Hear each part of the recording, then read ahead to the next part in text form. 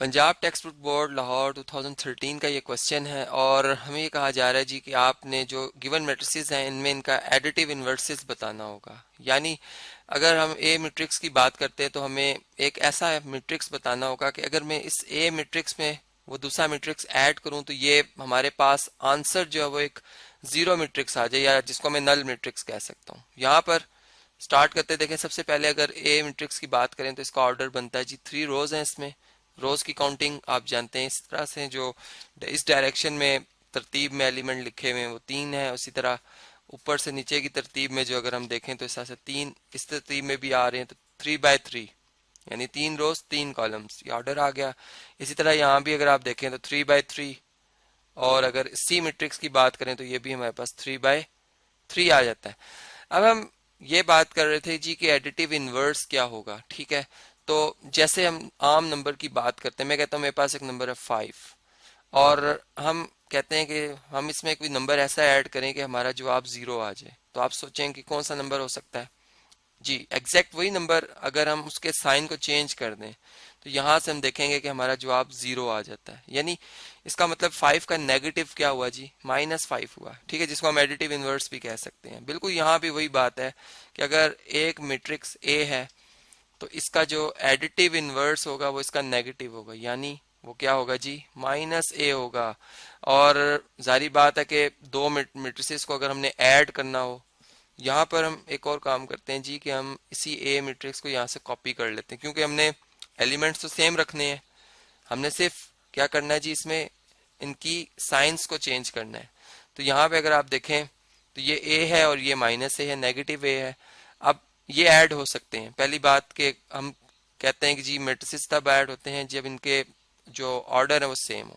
अब पहला एलिमेंट पहले में ऐड होगा, अगर 1 में ऐड करें तो ये तो 2 बन जाता है, हमें 0 बनाना है तो हम 1 इसको क्या बना देंगे जी, -1 उसका नेगेटिव, तो हमारा जवाब क्या आएगा जी, 0 मैट्रिक्स आएगा। तो ये इसी तरह 0 में 0 ऐड करें तो 0 ही आता है, इसका मतलब ये ठीक है। -1 में +1 ऐड करें तो यहाँ पर हम क्या लिखेंगे इसे जी, +1 कर देंगे, इसको मैं प्लस प्लस का साइन बना देता हूँ जी, ठीक है। ऐसे ही ये -2 हो जाएगा, ये हमारे पास +2 हो जाएगा, ठीक है।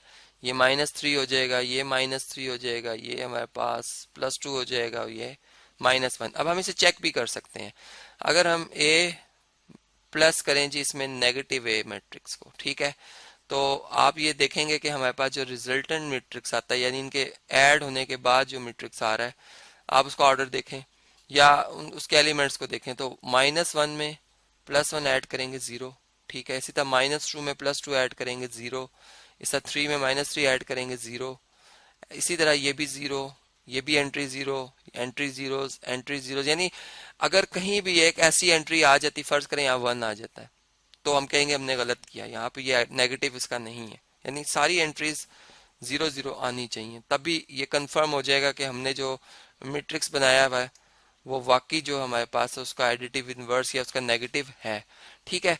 तो ये बात तो मुकम्मल हुई। अब हम इस साइड पे आते हैं जी, यहाँ पे अगर बी का नेगेटिव लिखना है तो इसको हम नेगेटिव बी, यानी इसकी एक पहचान है कि वही मैट्रिक्स लिख के उसके साथ नेगेटिव साइन लगा दिया जाता है, ठीक है। और अब हम तमाम एंट्रीज का जो नेगेटिव है वो लिखने जा रहे हैं, यानी यहाँ पर सब -1 हो जाएगा, -2 हो जाएगा, -3 हो जाएगा, ठीक है। ऐसे ही यहाँ पर हमारे पास -1 का नेगेटिव +1, ठीक है। इसी तरह +2 और ये -1, ये हमारे पास फिर -1, -2, -3, तो ये हमारे पास बी मैट्रिक्स का क्या है जी, एडिटिव इनवर्स है। इसी तरह अगर हम सी मैट्रिक्स की बात करते हैं, चलें इसके लिए ब्रैकेट यहाँ पर लाइन लगाते हैं अलग इनको करने के लिए जी, ये हो गए सेपरेट। अब हमारे पास आप देखें जी, सी मैट्रिक्स का जो नेगेटिव होगा यहाँ पे माइनस का साइन लगाएंगे हम, तमाम एंट्रीज। अब यहाँ पर हमने जो ऑर्डर रखा था वो 3 बाय 3 का, इसका ऑर्डर कुछ भी हो सकता है। यानी यहाँ पर चले मैं एक और यहाँ पे एक एग्जांपल के तौर पे सॉल्व करूंगा, ये 1 0, इसका यहाँ पर -1 आ जाएगा, ठीक है। इसी तरह 0, यहाँ पे 2 आ जाएगा, यहाँ पे -1, इसी तरह 0, -3 और -2। तो ये तो बात हमें समझ में आ गई कि एडिटिव इनवर्स कैसे आता है। अब चले एक और मैं मैट्रिक्स यहाँ पे बनाता हूँ।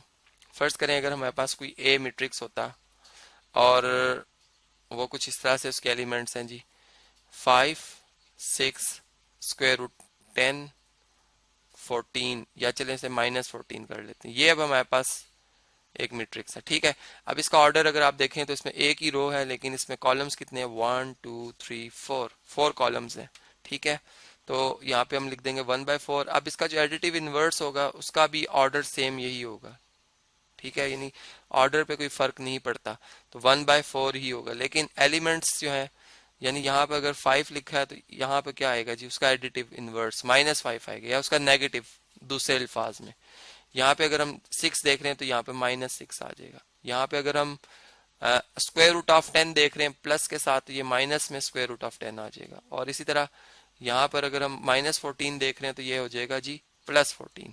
तो इस तरह से किसी भी मैट्रिक्स का हम जो है वो एडिटिव इनवर्स बड़ी आसानी के साथ फाइंड कर सकते हैं, और उसको जो है वो चेक भी कर सकते हैं कि हमने ठीक जवाब दिया या गलत।